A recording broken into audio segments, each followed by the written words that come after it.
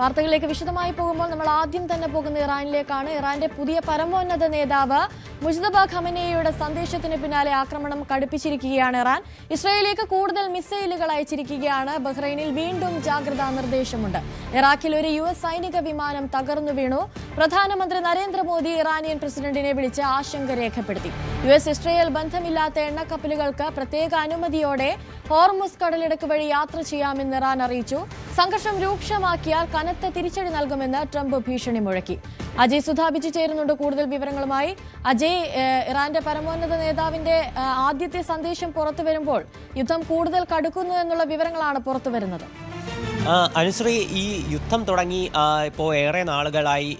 ഇപ്പോൾ Mojtaba Khamenei, മുൻപ് ആയത്തുള്ള അലി ഖമനയുടെ മകനും അതുപോലെ തന്നെ അവിടെ സർക്കാരിൻ്റെ പല പ്രവർത്തനങ്ങളിലും പങ്കാളിത്തം വഹിച്ചിരുന്ന ആളായിരുന്നു ആയത്തുള്ള അലി ഖമനയുടെ നേതൃത്വത്തിൽ. അതുപോലെ ഇപ്പോൾ പുതിയ പരമോന്നത നേതാവായി സ്ഥാനമേൽക്കുകയും ചെയ്തിരുന്നു.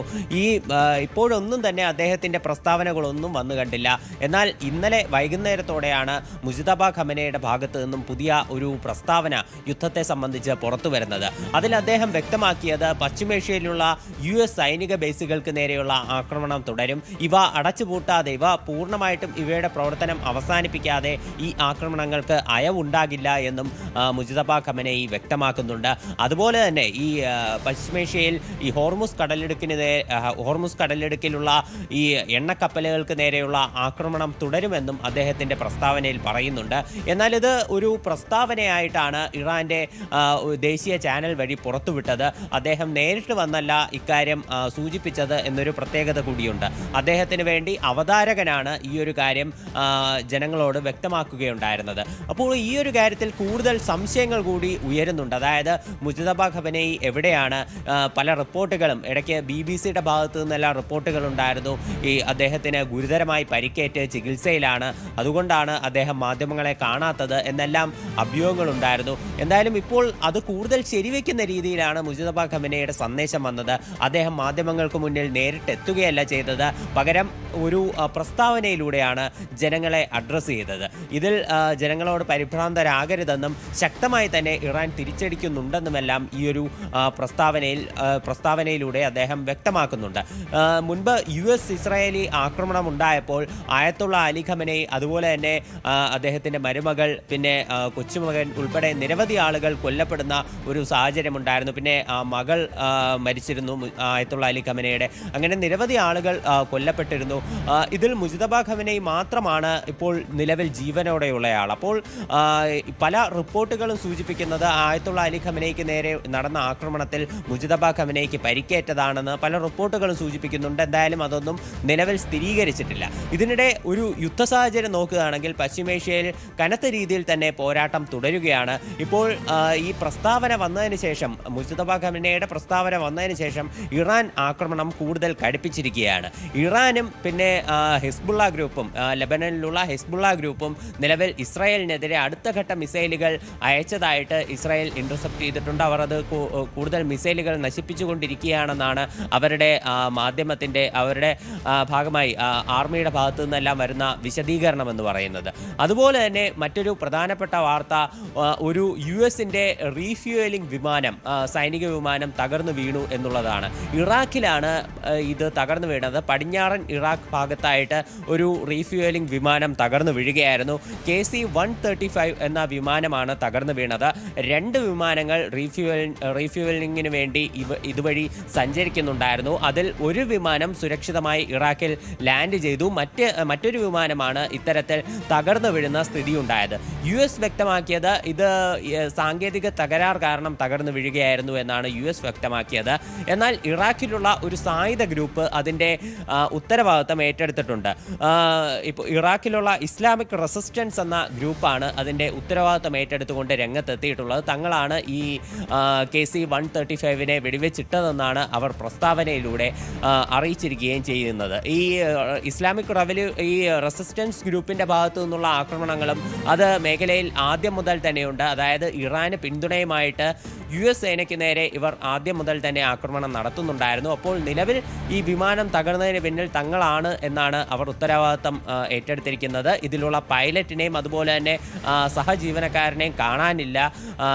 ഇതിൻ്റെ രക്ഷാപ്രവർത്തനം പുരോഗമിക്കുന്നതായിട്ടാണ് US മിലിറ്ററിയുടെ ഭാഗത്തു നിന്ന് വന്നിട്ടുള്ള ഒരു വിശദീകരണം എന്ന് പറയുന്നത്. അതുപോലെ തന്നെ ഇപ്പോൾ മേഖലയിലേക്ക് നമ്മൾ നോക്കുകയാണെങ്കിൽ ഇപ്പോൾ UN റെഫ്യൂജി ഏജൻസിയുടെ ഭാഗത്തു നിന്ന് ഒരു റിപ്പോർട്ട് വരുന്നതെന്ന് പറഞ്ഞാൽ ഈ യുദ്ധം ആരംഭിച്ചതിന് ശേഷം ഇതുവരെ ഏതാണ്ട് 30 ലക്ഷം ആളുകൾക്ക് ഇറാനിൽ വീട് നഷ്ടപ്പെട്ടു എന്നാണ്. ഇപ്പോൾ നിലവിലും ടെഹ്റാനിൽ ആക്രമണം രൂക്ഷമായി തന്നെ തുടരുകയാണ്. നിരവധി സ്ഥലങ്ങളിൽ സ്ഫോടനം ഉൾപ്പെടെ ഉണ്ടായിട്ടുണ്ട്. പല ആളുകൾക്കും ജീവൻ നഷ്ടപ്പെട്ടിട്ടുണ്ട്. അതുപോലെ ഇറാന്റെ ഭാഗത്തു നിന്ന് ഇപ്പോൾ പുതിയൊരു പ്രസ്താവന വന്നതെന്ന് പറയുന്നത് ഈ ഹോർമുസ് കടലിടുക്ക് വഴിയുള്ള ഗതാഗതത്തിന്റെ കാര്യം തന്നെയാണ്. അതായത് ഈ മേഖലയിലൂടെ US ഇസ്രായേലി ബന്ധമില്ലാത്ത മറ്റ് എല്ലാ കപ്പലുകൾക്കും പ്രത്യേകം അനുമതി വാങ്ങിയതിനു ശേഷം മേഖലയിലൂടെ യാത്ര ചെയ്യാം എന്നാണ് ഇറാൻ അറിയിച്ചിട്ടുള്ളത്. ഇത്തരത്തിൽ 2 ഇന്ത്യൻ കപ്പലുകൾ ഇതിലൂടെ ഈ മേഖലയിലൂടെ യാത്ര ചെയ്തിരുന്നു. ഇന്നലെ നമ്മളത് റിപ്പോർട്ട് ചെയ്തിരുന്നതാണ്. അപ്പോൾ ഇത്തരത്തിൽ സമാനമായിട്ടുള്ള രീതിയിൽ US ഇസ്രായേലി ബന്ധമില്ലാതെ മറ്റ് രാജ്യങ്ങളുടെ കപ്പലുകൾക്ക് ഈ US ഇസ്രായേലി ബന്ധമില്ലാത്ത എണ്ണ കപ്പലുകൾക്ക് യാത്ര ചെയ്യാമെന്ന് പറയുമ്പോൾ US-ഉമായും ഇസ്രായേലുമായും ഇറാനും ഒക്കെയായും നല്ല രീതിയിലുള്ള ബന്ധം വെച്ച് പുലർത്തുന്ന ഒരു രാജ്യം കൂടിയാണ് ഇന്ത്യ എന്ന് പറയുന്നത്. അത് ഇന്ത്യയെ ഏതെങ്കിലും രീതിയിൽ ബാധിക്കാനുള്ള സാധ്യതയുണ്ടോ? നിലവിൽ അത്തരമൊരു ആശങ്കയില്ല. കാരണം ഇന്ത്യൻ കപ്പലാണ് കഴിഞ്ഞ ദിവസം മേഖലയിലൂടെ സുരക്ഷിതമായി തന്നെ കടന്നു വന്നത്. 2 കപ്പലുകൾക്ക് ഇതുവരെ കടന്നു വരാൻ സാധിച്ചിരുന്നു.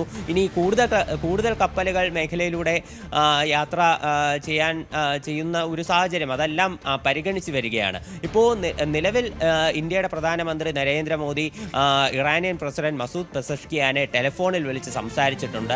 ഈ യുദ്ധം തുടങ്ങിയതിന് ശേഷം ആദ്യമായിട്ടാണ് ഇരു നേതാക്കളും ടെലിഫോൺ വഴി ഒരു സംഭാഷണം നടത്തുന്നത്. ഇതിൽ പ്രധാനമന്ത്രി നരേന്ദ്രമോദി നിലവിലെ സാഹചര്യങ്ങളിൽ ആശങ്ക രേഖപ്പെടുത്തിയിട്ടുണ്ട്. അതുപോലെ തന്നെ സാധാരണക്കാരുടെ ജീവൻ നഷ്ടമാകുന്നതിലും അതുപോലെ മേഖലയിൽ നിരവധി നാശനഷ്ടങ്ങൾ ഉണ്ടാകുന്നതിലും അനുശോചനം രേഖപ്പെടുത്തുകയും ചെയ്തിട്ടുണ്ട്. അതുപോലെ തന്നെ ഇന്ത്യൻ പൗരന്മാരുടെ സുരക്ഷയെ പറ്റിയിട്ടുള്ള കൺസേണും ഇറാനെ അറിയിച്ചു. അതുപോലെ ഈ വ്യാപാരം അതുപോലെ മറ്റ് കാര്യങ്ങൾ ഇതുവഴി മേഖലയിലൂടെയുള്ള പെട്രോളിയം അടക്കമുള്ള ഉൽപ്പന്നങ്ങളുടെ ട്രേഡ് അത് സുഗമമായി നടക്കാനുള്ള സാഹചര്യം ഉണ്ടാകണം എന്നതുൾപ്പെടെയുള്ള കാര്യങ്ങൾ പ്രസിഡന്റിനെ അറിയിച്ചതായിട്ട് പിന്നീട് നരേന്ദ്രമോദി എക്സിൽ കുറിച്ചിട്ടുണ്ട്. എന്തായാലും ഇരു നേതാക്കളും തമ്മിൽ ഒരു കോണ്ടാക്ട് ഉണ്ടായിട്ടുണ്ട്. ഇതിനു മുൻപേ നമ്മൾ നോക്കുകയാണെങ്കിൽ നമ്മുടെ വിദേശകാര്യമന്ത്രി S ജയശങ്കർ ഇറാന്റെ വിദേശകാര്യമന്ത്രി അബ്ബാസ് അറക്ചിയുമായിട്ട് ടെലിഫോൺ വഴി സംസാരിച്ചിരുന്നു. അപ്പോൾ തീർച്ചയായിട്ടും ഇന്ത്യൻ കപ്പലുകളുടെ മേഖലയിലെ ഒരു സുരക്ഷയെ സംബന്ധിച്ചുള്ള കാര്യങ്ങളെല്ലാം ചർച്ചയായതായിട്ടാണ് വിവരം. അതിനെ തുടർന്നാണ് 2 ഇന്ത്യൻ കപ്പലുകൾക്ക് മേഖലയുടെ വരാൻ സാധിച്ചത്. എന്തായാലും ഇത്തരത്തിൽ ഇന്ത്യയുടെ ഇപ്പോൾ കേന്ദ്ര മന്ത്രാലയത്തിന്റെ ഭാഗത്തു നിന്നും തീർച്ചയായിട്ടും ഇറാനുമായിട്ട് ഇപ്പോൾ കൂടുതൽ ഒരു ബന്ധം പുലർത്തിക്കൊണ്ട് മേഖലയിലുള്ള ഇന്ത്യൻ വ്യാപാരത്തിന്റെ ഒരു സാഹചര്യമാണെങ്കിലും ഇന്ത്യൻ പൗരന്മാരുടെ സുരക്ഷയാണെങ്കിലും അത് കൂടുതൽ ഊട്ടിയുറപ്പിക്കാനുള്ള ശ്രമങ്ങളാണ് നിലവിൽ നടന്നുകൊണ്ടിരിക്കുന്നത്. അതിന്റെ ഭാഗമായിട്ടുള്ള ആദ്യഘട്ട ശ്രമങ്ങളെല്ലാം വിജയിച്ചതായിട്ടുള്ള റിപ്പോർട്ടുകളാണ് നമുക്ക് വരുന്നതും. പ്രത്യേകിച്ച് 2 കപ്പലുകൾ ഇതിലൂടെ വന്നതും പുറത്തേക്ക് വന്നതും ഉൾപ്പെടെയുള്ള കാര്യങ്ങൾ ഇതിൽ നിർണായകമാണ്. മറ്റു കപ്പലുകൾക്ക് നേരെ തീർച്ചയായിട്ടും മേഖലയിൽ ഇപ്പോൾ ആക്രമണം തുടർന്നുകൊണ്ടിരിക്കുകയാണ്. ഇറാൻ കൂടുതൽ ലക്ഷ്യമാക്കുന്നത് ഇത്തരത്തിൽ ഒരു എണ്ണ ടാങ്കറുകളെയും എണ്ണ കപ്പലുകളെയുമാണ്. ഇന്ന് വീണ്ടും ക്രൂഡ് ഓയിലിന്റെ വില $100 മുകളിലേക്ക് ഉയർന്നിട്ടുണ്ട് എന്നുള്ള ഒരു റിപ്പോർട്ടുമുണ്ട്. ഇന്നലെയും അത് $100 മുകളിൽ ഉയർന്ന് $102 വരെയൊക്കെ എത്തിയിരുന്നു. പിന്നീട് ഉച്ചയോടെ അത് വീണ്ടും താഴേക്ക് വരികയും $93 എത്തുകയും എല്ലാം ചെയ്തിരുന്നു. എന്നാൽ ഇതും വലിയൊരു വർധനവ് തന്നെയാണ്. യുദ്ധം തുടങ്ങിയതിന് ശേഷം ഇപ്പോൾ ഇന്നേ വരെ ഏതാണ്ട് 38 മുതൽ 42 വരെ % വർധനവാണ് ക്രൂഡ് ഓയിലിനുണ്ടായത്. ഇത് വലിയൊരു വർധനവാണ്. അപ്പോൾ ഈ സാഹചര്യത്തിൽ US മറ്റൊരു ഉത്തരവിറക്കിയിട്ടുണ്ട്. US നിരവധി രാജ്യങ്ങൾക്ക് മേൽ ഈ റഷ്യൻ എണ്ണ വാങ്ങുന്നതിൽ ഉപരോധം കൽപ്പിച്ചിരുന്നു. പ്രധാനമായിട്ടും ഏഷ്യൻ രാജ്യങ്ങൾക്കും യൂറോപ്യൻ രാജ്യങ്ങളെയും എല്ലാം ഇതിൽ നിന്ന് വിലക്കിയിരുന്നു. US നിലവിൽ ഈ രാജ്യങ്ങളോട് വ്യക്തമാക്കുന്നത് താൽക്കാലികമായി റഷ്യയിൽ നിന്ന് ക്രൂഡ് ഓയിൽ വാങ്ങാം എന്നുള്ള കാര്യമാണ്.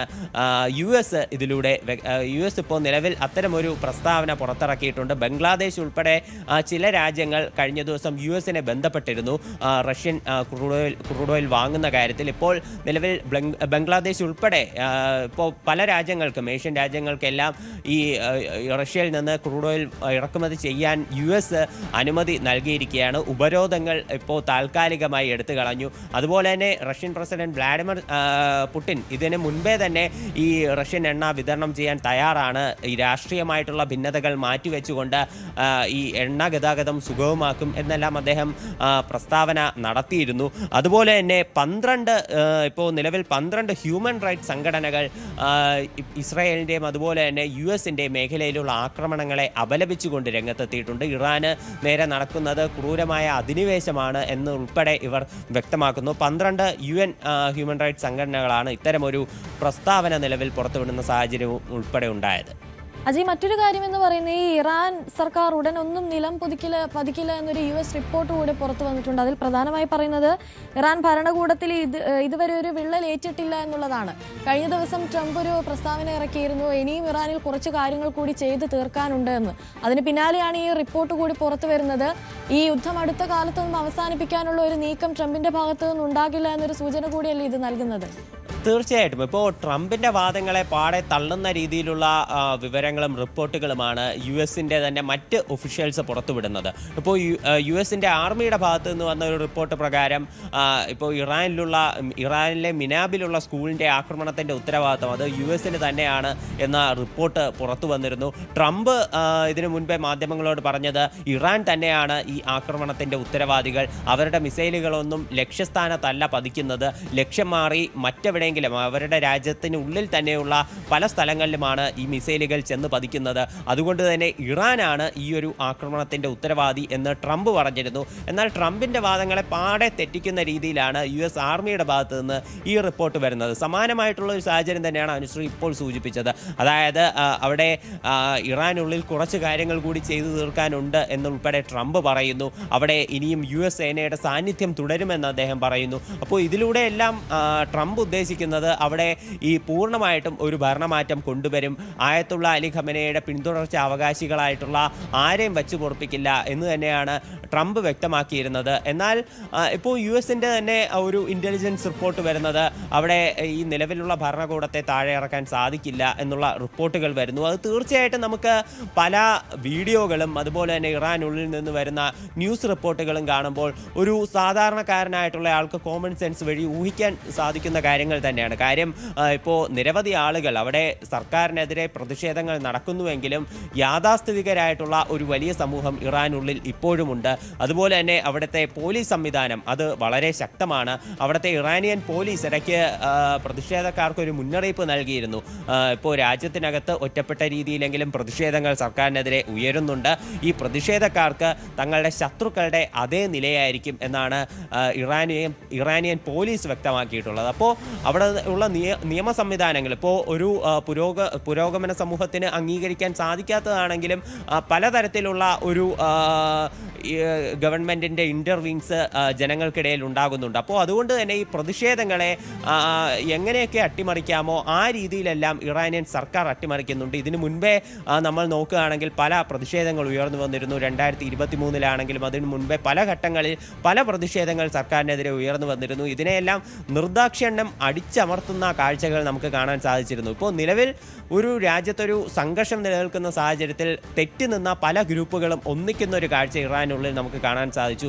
ഷിയ ഗ്രൂപ്പും സുന്നി ഗ്രൂപ്പും രാജ്യത്തെ 2 ചേരികളിലായിട്ടാണ് നിന്നിരുന്നത്. അവർ ഒന്നിച്ചു ഒരു പ്രസ്താവന ഇറക്കുന്നു. അപ്പോൾ ഇത്തരത്തിൽ പല ഗ്രൂപ്പുകളും ഒന്നിച്ചുകൊണ്ട് ഈ രാജ്യങ്ങൾക്കെതിരെ യുദ്ധം ചെയ്യുന്നത് നമുക്ക് കാണാൻ സാധിക്കും. അതിനിടയിൽ പ്രതിഷേധക്കാർ പലപ്പോഴും ഒറ്റപ്പെട്ടു പോകുന്ന കാഴ്ചയും ഇറാനുള്ളിൽ നിലവിൽ ഇപ്പോൾ നമുക്ക് വളരെ കാര്യമായിട്ട് തന്നെ നമുക്ക് അവിടെ നിന്നുള്ള റിപ്പോർട്ടുകളിൽ അത് കാണാനാകുന്നതാണ്. അപ്പോൾ ഈ സാഹചര്യത്തിൽ കൂടിയാണ് US ഇൻ്റലിജൻസിൻ്റെ ഭാഗത്തു നിന്നുള്ള റിപ്പോർട്ടുകൾ. എന്തായാലും ഇപ്പോൾ നിലവിലെ സാഹചര്യത്തിൽ അത്തരമൊരു കാര്യം നമുക്ക് പ്രതീക്ഷിക്കാനാകില്ല. അതുപോലെ തന്നെയാണ് ലെബനിലെ സാഹചര്യം. ലെബനനിൽ ഇസ്രായേൽ കടുത്ത ആക്രമണം തന്നെ നടത്തിക്കൊണ്ടിരിക്കുകയാണ്. ഇപ്പോൾ ഇറാനുള്ളിലെ ടെഹ്റാനിലടക്കമുള്ള ആക്രമണങ്ങൾക്ക് പുറമെയാണ് ലെബനനകത്തുള്ള ആക്രമണം. ലെബൻ്റെ പല ഭാഗങ്ങളിലേക്കും ഇസ്രായേൽ നേരിട്ടെത്തിയാണ് ഈ ആക്രമണം നടത്തുന്നത്. തെക്കൻ ലെബനനിൽ വെച്ച് ഈ ഹിസ്ബുള്ള ഹിസ്ബുള്ള ഗ്രൂപ്പ് അംഗങ്ങളും അതുപോലെ തന്നെ ഈ ഇസ്രായേലി സൈനികരും തമ്മിൽ നേരിട്ട് ഏറ്റുമുട്ടുന്ന സ്ഥിതി ഉണ്ടായിരുന്നു. ഇപ്പോൾ ഏറ്റവും പുതുതായിട്ട് ഇറാൻ ഈ വീണ്ടും ബെയ്റൂട്ടിൽ അവിടെ ലെബനന്റെ തലസ്ഥാനമായിട്ടുള്ള ബെയ്റൂട്ടിൽ പല ഭാഗത്തു നിന്നും ജനങ്ങൾ ഒഴിയണമെന്ന് ആവശ്യപ്പെട്ടുകൊണ്ട് പുതിയൊരു ഉത്തരവ് പുറപ്പെടുവിച്ചിട്ടുണ്ട്. മേഖലയിലടക്കം ഇപ്പോൾ നിരവധി ആക്രമണങ്ങളാണ് അവർ നടത്തിക്കൊണ്ടിരിക്കുന്നത്. ഇപ്പോൾ ഇതിനിടെ ഖത്തർ വിദേശകാര്യ മന്ത്രാലയം ലെബനനിൽ ഇസ്രായേൽ നടത്തിക്കൊണ്ടിരിക്കുന്ന ആക്രമണങ്ങളെ അപലപിച്ചുകൊണ്ട് രംഗത്തെത്തുകയും ചെയ്തിട്ടുണ്ട്. അപ്പോൾ അവിടെ മരണസംഖ്യ നിലവിൽ ഉയർന്നുകൊണ്ടിരിക്കുന്ന ഒരു സാഹചര്യമുണ്ട്. 600-ന് മുകളിൽ മരണസംഖ്യ ഉയർന്നതായിട്ടാണ് നിലവിലുള്ള റിപ്പോർട്ടുകൾ സൂചിപ്പിക്കുന്നത്. എന്തായാലും സംഘർഷം അതിരൂക്ഷമായി തന്നെ മേഖലയിൽ തുടരുകയാണ്. ശരി, അജയ് സുധാ ബിജുവാണ് കൂടുതൽ വിവരങ്ങൾ നൽകിയത്.